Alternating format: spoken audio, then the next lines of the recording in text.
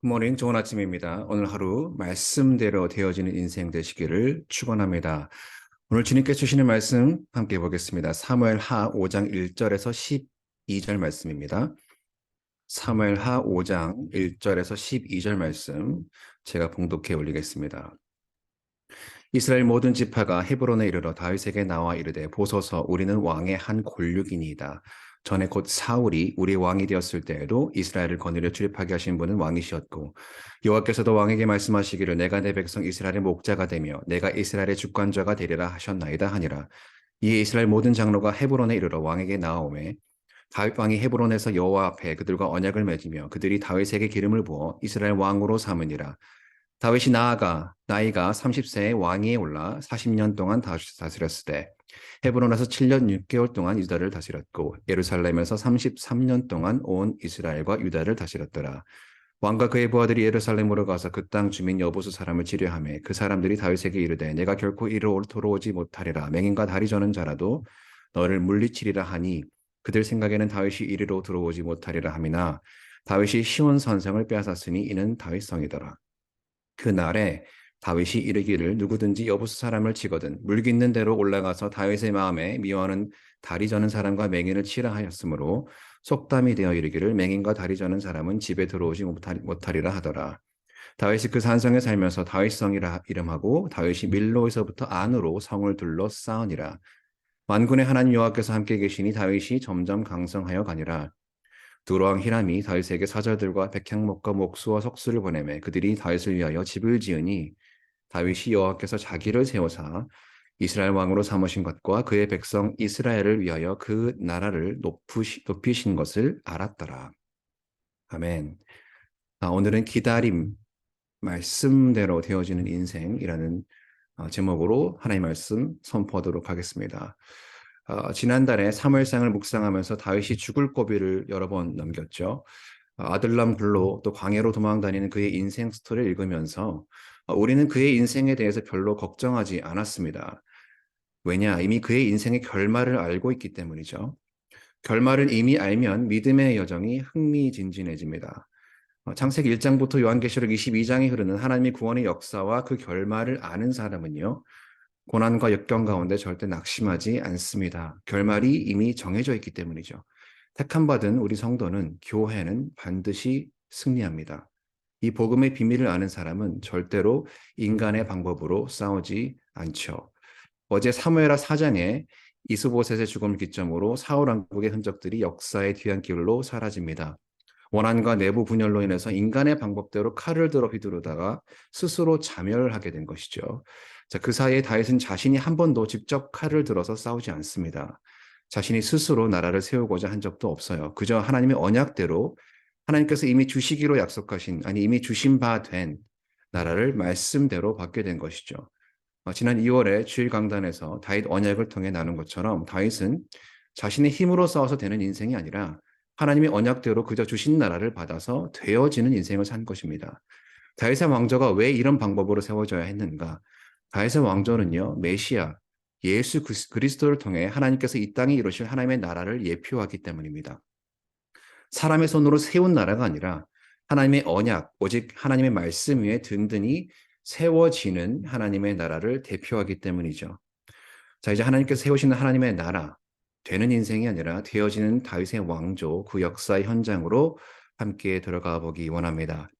오늘 본문 1절 말씀 보시면 이스라엘 모든 지파가 헤브론에 이르러 다윗에게 나와 이르되, 자, 이스라엘 모든 지파라는 이 짧은 말에 숨어있는 하나님의 은혜의 섭리를 오늘 아침 발견하시기 바랍니다.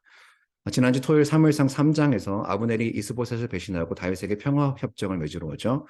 그리고 언약을 맺습니다. 이 두 명의 언약으로 말미암아 우리 한국을 빗대 말하자면 남북 통일이 이루어진 것이죠.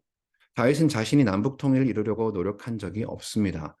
그저 하나님께서 말씀하신 대로 사울의 집이 점점 쇠약해지고 다윗의 집은 강성해지는 방향으로 하나님의 이야기가 흘러가고 있는 것뿐이에요. 하나님이 세우시는 나라의 근간이 바로 이것이죠. 언약입니다. 말씀이죠. 이때 다윗의 충신 요압이 자신의 동생 아사엘을 죽인 아브넬에게 원한을 품고 마음에 두고 있다가 복수할 기회를 노리죠. 그리고 조용히 불러내어서 아브넬의 배를 찔러 죽입니다. 자, 다윗의 입장에서 보면 정치적 위기이자 동시에 기회가 온 것이죠. 평화협정을 맺자마자 이런 일이 일어났다는 것은 유다 지파를 제한 11개 지파에서는 다윗이 주도한 일로 여기고 반란을 일으킬 수도 있는 상황입니다. 그러나 반대로 생각해 보면 아브넬이 죽었으니 이를 정치적으로 잘 활용하면 도리어 자신의 왕권을 강화시킬 수도 있는 절호의 기회예요. 그러나 다윗은 그 어떤 액션도 취하지 않습니다. 내가 죽이지 않았다라며 그 어떤 변명도 하지 않고요. 그렇다고 나를 반역하면 이렇게 죽게 될 것이다라며 정치적 위협을 가지도 않습니다. 그저 사무엘 하 1장에 사울과 요나단을 위해서 애가를 지어 부르듯이 이번에도 아브넬을 향해 애가를 지어 부릅니다. 음식을 마다하고 금식하며 진심으로 아브넬을 위해서 애도하죠. 여기에 백성들의 마음이 움직인 거예요. 사무엘 하 3장 36절 37절 말씀 읽어드리겠습니다. 온 백성이 보고 기뻐하며 왕이 무슨 일을 하든지 무리가 다 기뻐하므로 이날에야 온 백성과 온 이스라엘이 아브넬을 죽인 것이 왕이 한 것이 아닌 줄을 아니라 리더의 진심 어린 눈물과 애도가 분열된 이스라엘을 하나로 만들어 버립니다. 다윗은요 스스로 왕이 되고자 칼을 든 적도 없고 정치적인 권모술수를 꾸미지도 않았어요. 그저 모든 것을 하나님께 맡기고 기다린 것입니다. 다윗의 이런 애도 정치, 기다림의 정치, 이것이 사람들의 마음을 움직인 것이죠. 이 기다림 가운데 백성들은 다윗 안에 목자의 마음을 발견한 것입니다. 오늘 이스라엘 모든 지파가 다윗에게 나와서 뭐라 그렇죠? 보소서, 우리는 왕의 한 권류이니이다. 뭔 당연한 소리를 하고 있나 생각이 들겠지만 사실 이것이 매우 중요한 표현입니다. 신명기 17장 15절을 보시면 일찍이 하나님께서 이스라엘의 왕을 세우는 조건을 모세를 통해 이스라엘 광야 2세대에게 말씀하셨죠. 이렇게 말씀하십니다. 반드시 내 하나님 여호와께서 택하신 자를 내 위에 왕을 세울 것이며 내 위에 왕을 세우려면 내 형제 중에서 한 사람을 할 것이요 내 형제 안에 타국인을 내 위에 세우지 말 것이며 자 보소서 우리는 왕의 한 권류이니다라는 말은요 우리가 하나님의 말씀 위에 왕을 세우겠다 하나님의 말씀대로 순종하겠다는 말입니다. 그리고 2절에 이렇게 말하죠. 전에 곧 사울이 우리의 왕이 되었을 때에도 이스라엘을 건너려 출입하게 하신 분은 왕이시었고 여호와께서도 왕에게 말씀하시기를 내가 내 백성 이스라엘의 목자가 되며 내가 이스라엘의 주권자가 되리라 하셨나이다 아니라 결국 온 이스라엘을 하나로 연합하는 데 필요한 것은 사람의 손으로 세운 왕이 아니라 하나님의 마음을 품은 목자였던 것이죠. 곧 함께 보겠지만 이것이 바로 다윗이 10대 나이에 그가 목자일 때 사무엘에게 기름 부음 받았던 이유이며 동시에 그 첫 번째 기름 부음이 있은 후에 20년 가까이 하나님께서 통일 이스라엘 왕으로 기름 부음을 허락하지 않으신 이유이기도 합니다. 왜냐 하나님이 원하시는 왕은 다스리는 왕이기 전에 섬기는 목자였기 때문이죠. 다윗은 그 길고 긴 20여 년 가까이 그 광야의 시간 동안 이 목자의 마음을 배우고 체득한 것입니다. 이 목자의 마음이 통일 이스라엘의 왕이 된 후에도 다윗이 가장 먼저 한 일에 드러나죠. 여부스를 정복하고 수도를 헤브론에서 예루살렘으로 옮깁니다. 왜 예루살렘일까? 자, 지리적으로 보면 예루살렘은 사울의 지파 베냐민과 자신의 거점인 헤브론의 딱 중간 지점에 있어요. 사울의 리더십을 끝까지 존중하고 포용하면서 통일 왕국을 세우는 겸손한 목자의 모습입니다. 누가 떠오르지 않습니까? 그렇습니다. 우리 구주 선한 목자 예수님이세요. 하나님의 본체이신 예수님은 그분 스스로 왕이 되고자 한 적이 단 한 번도 없습니다. 이 땅에 계시는 동안 그분은 언제나 그들의 양과 함께 계시고 목자가 되셨어요. 그 어떤 유대인도 상정하기도 발을 들여놓기도 싫어하는 이스라엘 역사의 아픈 손가락과도 같은 사마리아를 품으시고 남유다와 북이스라엘에 있는 국가적 통합을 이루신 것이죠. 바로 이 땅에 임하실 하나님 나라의 예표입니다. 주님께서 왕으로 다시 오시는 그 영광스러운 날에 왕의 보좌 앞에 모여서 인종을 초월하여서 온 열방의 하나님 백성들이 오늘 이스라엘 백성과 똑같은 고백을 하게 될 것이에요. 보소서 우리는 왕의 한 권력이니이다. 보소서 우리는 왕의 택함 받은 자녀이니이다. 이 소망으로 우리는 오늘을 살아가고 있습니다. 이것이 바로 우리가 오늘 살아내어야 할 복음의 능력이며 복음이 실제가 되는 삶이에요. 복음의 기반과 능력은 사람의 노력도 경험도 지식도 아닙니다. 오직 하나님의 언약이에요. 말씀입니다. 3절에 이제 유다 지파뿐 아니라 온 이스라엘의 12지파 장로들이 헤브론에 이르러서 왕에게 나옵니다. 목적은 단 하나죠. 오직 말씀대로 왕을 세우고자 함입니다. 역대상 12장 23절에서 40절 말씀을 보시면 이때 나온 이스라엘의 백성들의 수가 계수되어 있는데 장정들만 남자들만 34만 800명이에요. 어마어마한 백성들이 헤브론에 나오니까 다윗이 무엇을 합니까? 하나님 앞에서 그들과 언약을 맺습니다. 인간의 노력과 힘이 아니라 하나님의 말씀 위에 나라를 세우기로 작정한 것이죠. 반석 위에 집을 짓기로 한 것입니다.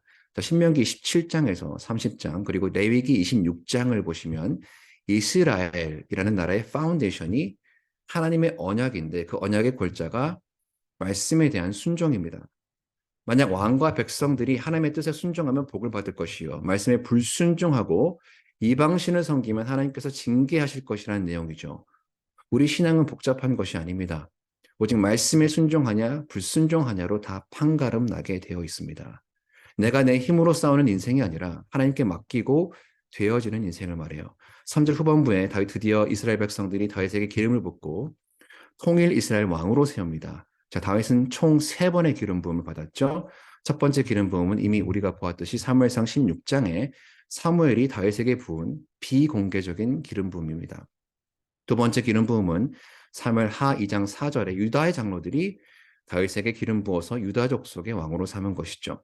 오늘 드디어 세 번째 기름 부음, 이번에는 유다 족속뿐 아니라 온 이스라엘의 12지파 장로들이 다윗을 기름 붓고 통일 왕국의 왕으로 세우는 이 역사적인 장면을 우리는 보고 있는 것입니다. 자, 다윗의 3번에 걸친 기름 부음은 한마디로 기다림을 상징합니다. 첫 번째 기름 부음 받은 후에 20여 년의 세월 동안에 다윗의 인생에는 그 어떤 약속의 흔적도 보이지 않았어요. 그저 고난과 역경과 광야의 연속이죠. 자, 바로 거기서 하나님께서는 다윗을 훈련시킨 것입니다. 달리 말하면 이 기다림은 다윗의 기다림이기도 하지만 동시에 더 큰 관점으로 보면 하나님의 기다림이기도 합니다. 이 하나님의 기다림을 잘 보여주는 숫자가 4절에 다윗의 나이가 30세에 왕에 올라 40년 동안 다스렸을 때. 30이라는 나이는 민수기 4장에 따르면 레위인이 성전에서 봉사를 시작할 수 있는 나이죠. 30은 또한 요셉이 애굽의 총리가 되었던 날입니다. 또한 예수님께서 공생애를 시작하신 나이가 바로 30입니다. 즉 다윗이 30세의 왕에 올랐다는 말은 하나님의 방법대로 하나님의 때에 이 일이 성취되었다. 그 때를 기다림으로 되어지는 인생을 사는 것이 우리의 믿음이다. 우리의 신앙이다라고 하는 말이죠. 우리 하나님은 절대 서두르시는 하나님이 아닙니다. 성경에 하나님이 귀히 쓰시고자 하는 사람은 모두 광야의 시간을 거쳤어요. 세상은요, 초고속 승진하여서 6-digit 인컴을 받는 그것을 성공이라 말합니다. 하지만 하나님의 관점으로는 아직 준비되어지지 않은 상태에서 자신의 뜻대로 되는 인생이야말로 가장 불쌍한 인생이다라고 말하고 있는 것이죠. 그 사람이 믿는 자라면 더더욱 그러다는 것입니다. 나는 하나님을 믿는 사람입니다라고 하면서 바라는 것이 이 세상의 것뿐이면 나는 세상에서 가장 불쌍한 자입니다. 라고 스스로 밝히는 것과 뭐가 다르냐? 사도 바울이 고린도전서 15장에서 반문하지 않습니까? 왜 세상에서 가장 불쌍한 자일까요? 하나님이 가장 싫어하는 것을 붙잡고 사는 인생이라고 그래요. 하나님이 가장 싫어하는 것이 바로 교만, 프라이드입니다. 교만은 다른 것이 아닙니다. 내 힘으로 내가 가진 칼로 사람을 밟고 죽이고 되는 인생을 살아가면서 하나님이 하셨다라고 말하는 인생이에요. 잠언 16장 18절에 교만은 무엇의 선봉이라 말합니까? 패망의 선봉이요. 거만한 마음은 넘어짐의 앞잡이니라. 다윗의 왕조를 기점으로 시작하는 왕정시대 역사를 보십시오. 후에 북이스라엘의 19명의 왕들이 죄다 패망한 이유는 단 하나입니다. 교만이에요.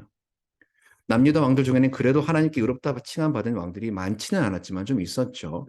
그들이 정말 의로웠을까요? 아니요. 그들이 그래도 의롭다 칭함받은 이유는 단 하나입니다. 다윗의 길을 걸었기 때문이에요. 남유다 왕들을 평가할 때 끊임없이 등장하는 바로미터가 있죠. 누구누구가 그의 조상 다윗같이 여호와 보시기에 정직하게 행하여 라는 말입니다. 바로 하나님만 의지함으로 되어지는 다윗의 인생을 말합니다. 다윗의 이런 되어지는 인생과 사람의 방법, 즉 교만과의 싸움은 6절 말씀 이하에도 계속됩니다. 6절 말씀입니다. 왕과 그의 부하들이 예루살렘으로 가서 그 땅 주민 여부수 사람을 치려하매 그 사람들이 다윗에게 이르되 내가 결코 이리로 들어오지 못하리라. 맹인과 다리 저는 자라도 너를 물리치리라 하니 그들 생각에는 다윗이 이리로 들어오지 못함이라 함이나. 당시 여보스 사람들이 살던 곳은 그야말로 난공불락으로 여겨지던 것입니다. 성읍 자체가 돌로 쌓여진 고지에 자리 잡고 있었을 뿐 아니라 동서남쪽 세 방향으로 깊은 골짜기로 그 성읍이 둘러싸여 있었어요. 그야말로 천혜의 방어 요새였습니다. 오죽하면 요수아조차도 가나안 7족속 중에 유일하게 정복하지 못한 족속이 바로 이 여보스 족속이죠. 이 여보스의 자녀 세력들이 세력을 야금야금 확보해서 오늘 우리가 보는 이 예루살렘의 요새를 구축한 것입니다. 세상의 관점으로 보면 다윗을 향해 맹인과 다리 저는 자라도 너를 물리치리라 고 큰 소리치는 이것이 충분히 납득이 되는 상황이에요.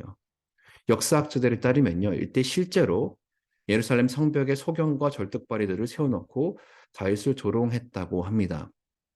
맹인과 다리 저는 사람에 대한 언급이 8절에 또 나오는데 이 말씀이 어떻게 성취되어지는지 다음 주 화요일에 사무엘하 9장 무비보셋의 이야기를 통해 함께 나누도록 하겠습니다. 자, 그런데 세상의 교만에 대응하는 하나님의 말씀을 보십시오. 7절 말씀이에요. 다윗이 시온 산성을 뺏었으니 이는 다윗성이더라. 요보스 사람들의 교만에 대해서 하나님은 한 줄 평으로 끝내버립니다. 자, 7절 말씀을 간단히 풀이해드리면 이런 말이에요. 하나님께서 말씀하신 그대로 이루어졌더라. 출애굽기 23장 23절을 보시면 신의 산에서 언약을 맺기 전에 하나님께서 이미 이스라엘에게 이렇게 말씀하시죠.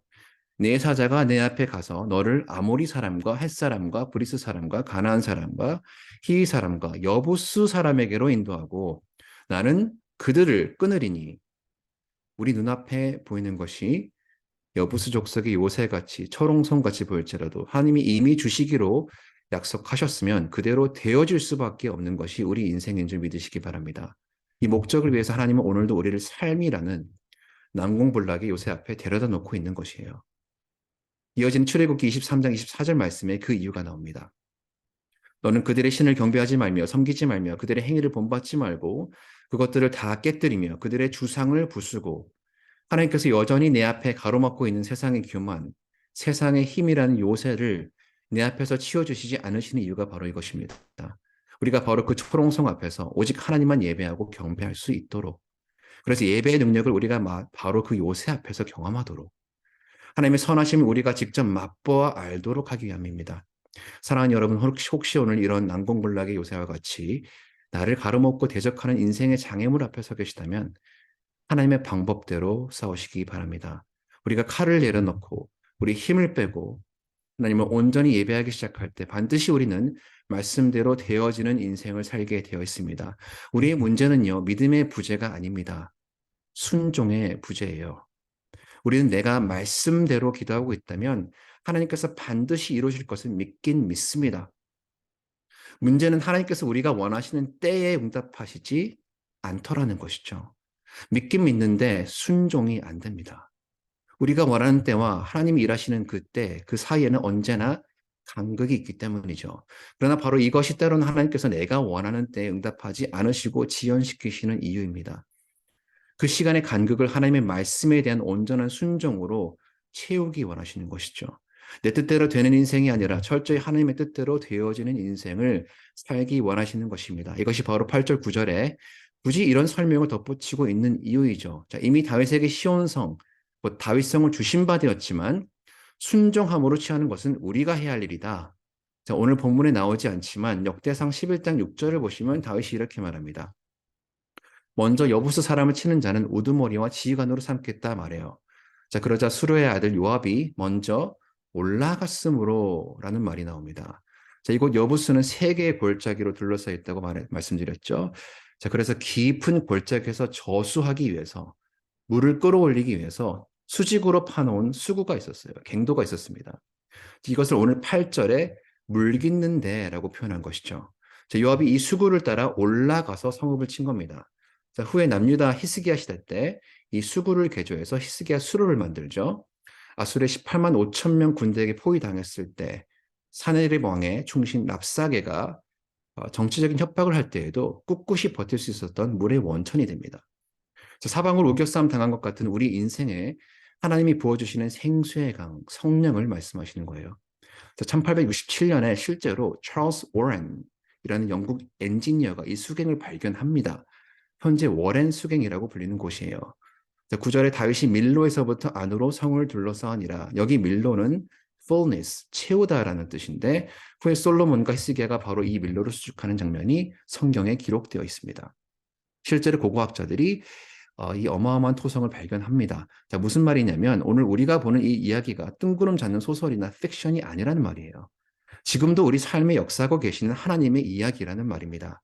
10절 말씀에 다윗의 삶에 역사하신 이 하나님의 이야기가 한 줄로 이렇게 요약되어 있죠. 만군의 하나님 여호와께서 함께 계시니 다윗이 점점 강성하여 가니라. 자, 이 구절을 읽으면서 여전히 우리는 다윗이 점점 강성하여 가니라가 은혜가 되지만 성경이 말하고자 하는 말은 사실 그 앞에 있죠. 만군의 하나님 여호와께서 함께 계시니. 다시 말씀드리지만 다윗의 나라는 곧 오실 메시아 그리스도 예수를 통해 이 땅에 이루실 하나님의 나라를 예표합니다. 마태복음 첫 장에 예수님의 계보가 나오고 1장 23절에 예수님의 이름을 임마누엘로 밝히십니다. 그리고 마태복음 마지막 장 마지막 절 28장 20절에 내가 세상 끝날까지 너희와 항상 함께 있으리라로 끝납니다. 임마누엘의 약속으로 시작하셔서 임마누엘의 약속으로 끝을 맺고 떠나세요. 이것을 복음으로 받아들이고 살아갈 때 우리 인생이 말씀대로 되어지는 인생이 되는 것입니다. 이런 복음이 실제가 되는 삶을 살면요. 내가 사는 어스틴과 텍사스와 미주를 넘어서서 아니 이방인들에게까지도 복음의 능력이 전파되어지게 되어 있습니다. 11절에 그 모습이 나오죠. 두루왕 히람이 다윗에게 먼저 사절들과 백향목과 목수와 석수를 보냅니다. 다윗을 위해 집을 짓습니다. 자, 이 안에 숨어있는 그림은요. 사실 하나님께서 이방인들을 통해 다윗을 위해 집을 짓고 계신 거예요. 다윗이 스스로 집을 지으려고 하지도 않았는데 집이 되어지는 장면이에요. 학자들은 이 사건이 17절 이하에 나오는 블레셋 정복 사건 이후의 일일 것이다. 두루 입장에서 눈의 가시 같은 블레셋을 정복해 준 것에 대한 감사의 표시로 다윗에게 집을 지어줬을 것이다 라고 추측하죠. 자, 중요한 것은 12절에 나오는 다윗의 해석입니다. 12절을 보시면 다윗이 누가 세우죠? 여호와께서 자기를 세우사 이스라엘 왕으로 삼으신 것과 그의 백성 이스라엘을 위하여 그 나라를 높이신 것을 어쨌더라? 알았더라 말합니다. 자, 이것이 되어지는 인생입니다. 복음에 합당한 인생의 모습이에요. 누가 내 인생을 세우는지 아는 것입니다. 우리 인생은 복잡하지 않습니다. 내 삶의 주인이 누구인지 모르는 인생, 혹은 아는 인생. 내 교만으로 되는 인생, 혹은 하나님의 말씀대로 되어지는 인생. 딱 두 가지의 인생길밖에 없습니다. 내 힘으로 내가 가진 칼로 내 인생을 세워가지 아니하고 하나님의 말씀대로 되어지는 인생을 사는 것. 이것이 바로 신앙이요 믿음입니다. 2002년에 대한민국을 뜨겁게 달구었던 월드컵 4강 신화를 기억할 줄 압니다. 당시 경기를 보는 내내 우리는 손에 땀을 쥐고 가슴을 졸이면서 응원을 했습니다. 혹시 지지는 않을까? 걱정하고 초조해하면서 순간순간을 지켜봤어요.